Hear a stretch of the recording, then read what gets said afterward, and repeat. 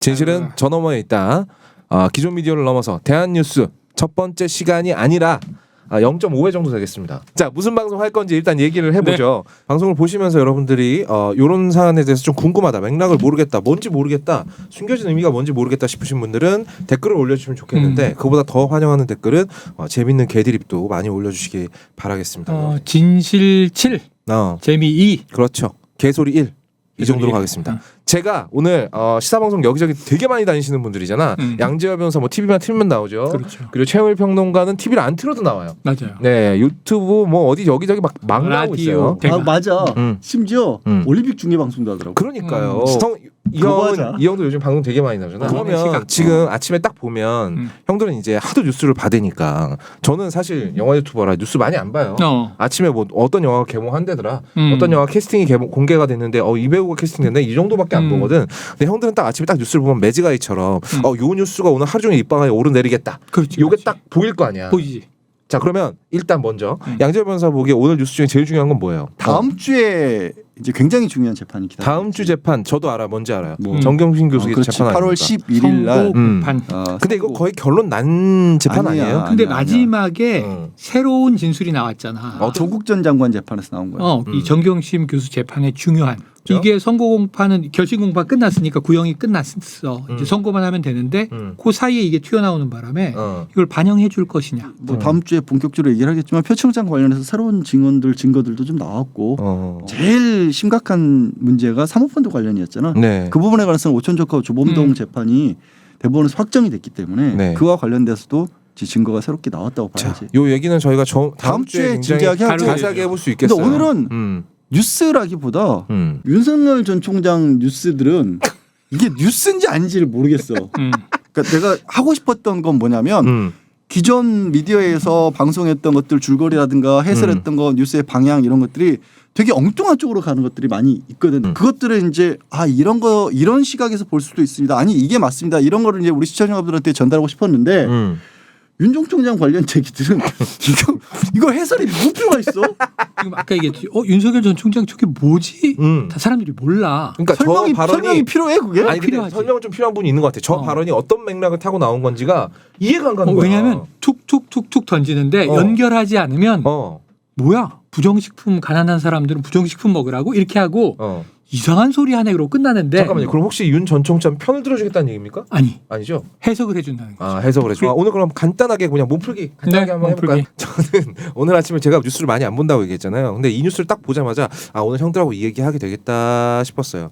이분 뭐 거의 아이더스의 입이야. 윤석열 전 검찰총장에 대해서 이야기를 잠깐만 하고 있습니다. 이분이 최근에 무슨 발언을 하셨죠? 지금 제일 화제가 된 게 뭐냐면 윤석열 전 총장 이제 부정식품 발언을 뽑았잖아. 여러 가지 그 얘기들이 이어지고 있으니까. 근데 중요한 건 그 부정식품 발언이 2주 전에 나왔다는 거죠. 그럼 처음에 윤석열 정확하게 어떤 얘기를 했습니까? 자, 인터뷰를 길게 했어요. 경제지하고. 이때 문제가 된 게 120시간 노동 발언이야. 그게 터진 다음인가요?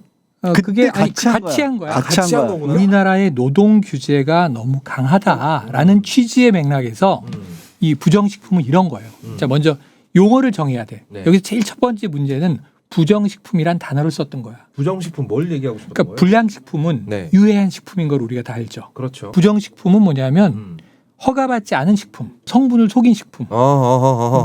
무해한 건 없다 그랬는데 알고 보니까 유해한 게 들어가 있어. 그러니까 이 자체는 부정식품 자체는 먹어서는 안 되고 쓰면 안 되는 거지. 불법적인 식품이니까. 그렇죠. 근데 이 윤석열 총장은 무슨 얘기를 했냐면 자신이 검찰권이 너무 강화되는 걸 좀 약화시켜서 민생을 위해서 부정식품에 대한 단속을 너무 크게 하지 말고 이걸 완화하면 가난한 사람은 부정식품이라도 좀 먹을 수 있게 해줘야 되는 거 아닌가. 잠깐만요. 그 소상공인은 부정식품이라도 좀 팔 수 있게 해줘야 되는 거 아닌가. 해설을 들으니까 더 막장인데 이거는. 그래서 저는 이제 그거를 윤석열 총장을 위해서 내가 해석을 해봤어. 부정식품을 빼고 저가식품이라고 해보자. 저가식품. 유기농 고가식품이 있고 유기농은 아니지만 먹어도 괜찮은 저가식품이 있는데 농약 팍팍 쳐서 뿌리는 콩나물 같은 거. 시장에 호박이 뭐 10,000원짜리도 있고 1,000원짜리도 있어. 그럼 가난한 사람은 싼 거 사 먹으란 말이야. 이런 취지는 이해가 돼. 그러니까 오케이.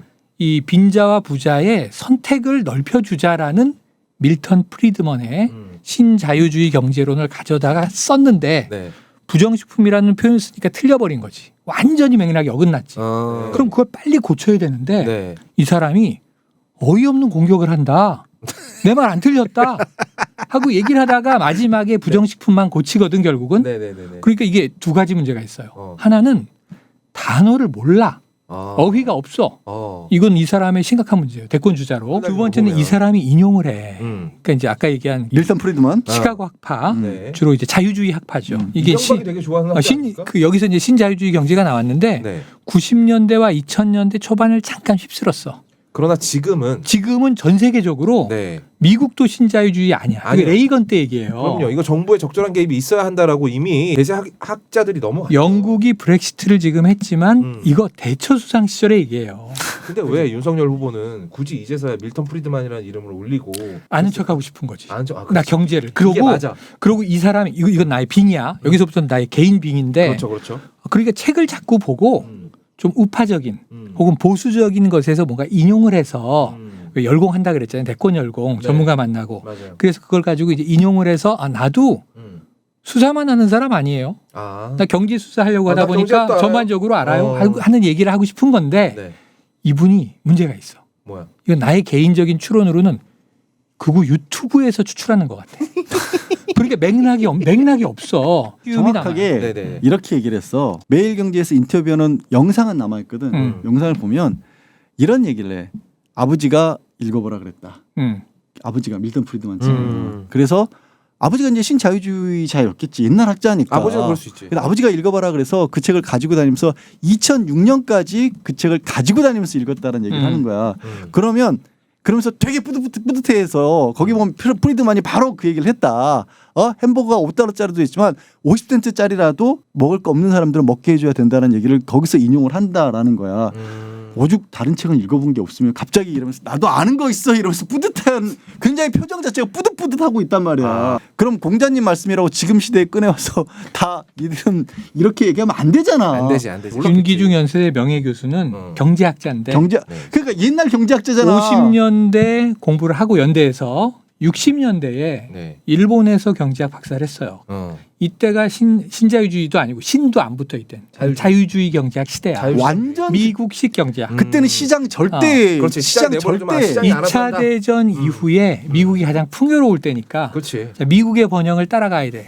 그때 얘기를 오케이. 지금 아버지의 그 뜻을 받들고 있는 거네요. 다음 주제로 넘어가야 되는데 일단 이 발언이 지금 대권 후보 윤석열에게 어떤 의미를 가지는지 이것도 시간이 되면 더 했으면 좋겠는데 네네. 일단 다음 주로 넘어가 보죠. 계속 나올 거니까 네, 시리즈가 계속 나올 거죠. 거니까 줄리 벽화 있잖아요.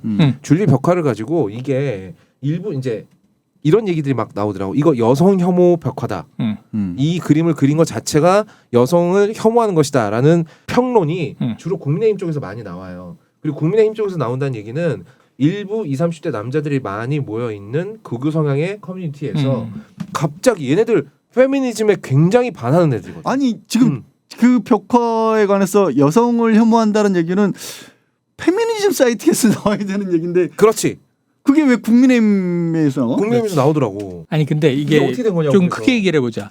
줄리 벽화 논란은 네. 커졌어. 이미 다 그러니까 덮였는데 어떻게 된 거냐면 지지 세력에서는 줄리 벽화의 원전은 줄리의 남자들이고 줄리의 남자들 안에 이 줄리라고 추정되는 김건희 씨는 부인을 했습니다. 네. 그건 아니다. 나는 줄리가 아니다라고 본인이 얘기를 했죠. 그래서 이제 중구서점 건물주는 막 그린 거야. 아니, 아니라니까. 그럴 수가 없잖아. 네. 명예훼손 걸릴 없네. 다른 사람인데.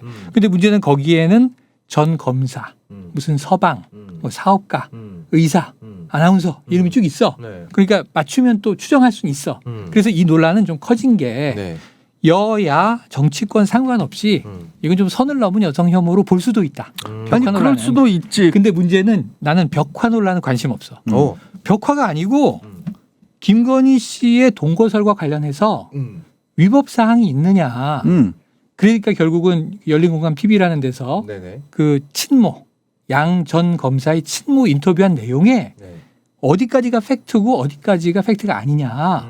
이걸 발라내는 게 중요한데 벽화 논란이 아까 얘기한 대로 마초 같은 사람들이 와 여성 혐오다 이러면서 훅 물타기가 돼서 이게 딴 쪽으로 가버린 거야. 이게 진짜로 여성 혐오. 그래서 나는 벽화는 좀 잘라내고 친모 인터뷰 내용에 팩트 체크가 중요하다. 이걸 근데 강조합니다. 치매까지 오신 분이 정신이 왔다 갔다 하시는 분이 이게 말도 안 되는 게 어, 치매의 특성은 기억을 못 하는 건데 그렇죠. 이분의 치매 특성은 기억을 너무 잘해. 치매 16단계라고 올해 2월 진단서를 가져왔고 네. 치매가 심한 분을 부모님을 그냥 둬요 시골에 자식이 어떤 벽화 같은 경우에는 되게 좀 희한한 게 뭐냐면 벽화에 대해서는 법적 조치를 취하지 않겠다, 법으로 대응하지 않겠다라고 했는데, 아 근데 윤석열 전 총장은 여기서 자기가 법을 들고 나가면 그림이 이상해지는구나. 그렇지, 그럴 수 시민 있으니까. 판단에 맡긴다. 그런데 아. 또 지금 좀 전에 얘기했던 그 양재택 전 검사와 관련된 의혹을 열린공감 TV에서 보도한 부분은 또 고발을 했어. 고발했죠. 그 열린공감 TV만 고발한 게 아니라 그 기사 내용을 가지고 제2차 보도를 한 다른 언론사까지 고발을 했어. 한쪽 상대방이 고발 상대방이 또 언론기관이잖아 어차피. 그렇죠. 우리 수사받고 와서 이런 얘기했어요라고 또 얘기할 거란 말이야. 정치와 관련돼서는 이거는 정말 스텝이 꼬인 거라고 그리고 나는 수사 갖고 보고. 와서 우리 이런 얘기했어요라고 하면 그 방송도 분명히 히트할 걸. 그렇지. 근데 그냥 아까 이제 얘기했던 고소만 게 하고 말아보려고 그런 거 그냥 고소했다라는 스탠스까지만 필요했던 거 아닐까? 고발만 했다. 근데 그렇게 치기에는 이게 고발만 했다는 걸로 끝날까? 나는 다른 그걸 준비했던 언론사에서도 제2, 제3 후속 보도까지도 준비를 하고 자료를 만들어왔기 때문에 네. 이게 하지 않았을까 싶어. 네. 그러면 벌써 마무리하라고? 오케이. 어. 오늘은 여기까지만 하겠습니다. 그러니까 이런 식으로 진행되는데 네. 일주일에 2번, 3번, 4번, 5번 네. 이슈를 막 파는 거죠. 이건 여러분들이 얼마나 많이 들어오시냐에 따라서 방송 횟수는 달라질 수 있어요. 협찬하지 그거보다 않아요. 중요한 건 네. 다른 기성 미디어나 네. 뉴미디어에서 듣지 못하는 분석을 그렇죠. 우리만의 아주 예리한 그렇죠. 시각으로 그렇습니다. 해드려야 제가 지금 포털 뉴스를 띄워놓고 있지만 굉장히 파편적이야. 그러니까 분열적이라고. 그러니까 저희는 그걸 이어가지고 구슬이 서말이라도 꿰라 보배라는 말이 있지 않습니까? 뉴스들을 꿰드리는 거예요. 꿰고 제대로 꿰드려야지. 그렇다. 제대로 꿰어드린다. 자, 해보자. 그러면 저희는 다음 주부터 본격적으로 1시간씩 라이브를 잡고 있는데 생방송으로 라이브 1시간씩을 잡고 있는데 무슨 요일이죠? 화요일. 그리고 목요일 화요일하고 목요일. 오전 네. 10시. 10시. 화목한 오전 10시라고 기억하시면 되겠습니다. 시작은 며칠? 시작은 8월 10일. 대한뉴스 채널은 팟빵과 유튜브에서 직접 대한뉴스 검색해 보시면 바로 찾으실 수 있고요. 나 이런 말 나 진짜 유튜브 생활 5년 하면서 이 말 한 번도 안 해봤거든요. 해봐. 구독, 좋아요, 알림 설정 부탁드립니다. 정말 이거 안 해봤다고? 자기 거 했을 거 난 아니야. 굳이 나 이거 그걸 안 해. 나 페북에 올렸어. 나도. 내가 이 말하게 될 줄 몰랐는데 진짜 구독 네. 좋아요. 구독, 눌러주세요. 좋아요, 알림. 좋아요까지는 필요 없어요.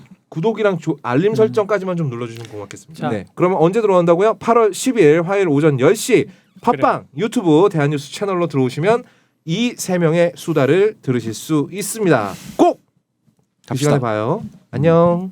안녕.